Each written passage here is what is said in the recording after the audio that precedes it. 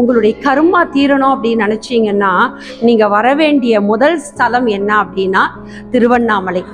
முதல்ல இந்த உலகத்திலே கல் தோன்றி மண் தோன்றா காலத்திலே முன் தோன்றிய மக்கள் யாருன்னா தமிழ்குடி தான். அதே போல உலகத்திலேயே முதல் பொறுப்பர் யார் என்றால் சிவபெருமான். இன்னைக்கும் பார்த்தீங்க அப்படின்னா அமெரிக்கால உள்ள இருக்கிற மலையிலலாம் பார்த்தீங்கன்னா சிவனுடைய வழிபாடு இருக்கு. இந்தோனேஷியா ராஜராஜ சோழன் வந்துதான் கட்டி கிடையாது சிவன். உலகத்துல அகழ்வாராய்ச்சியில் தோண்டத்தோட அமெரிக்கால இந்த உலகம் முழுதும் பல இடங்களிலே சிவன் சம்பந்தப்பட்ட பொருள் கிடைக்கிறது. சில மதம் நான் குறிப்பிட விரும்பவில்லை, எல்லாரும் மூலக்கிரகமா உள்ள போறாங்க. ஆனா அந்த இடம் என்ன அப்படின்னா சிவலிங்கம் தான்.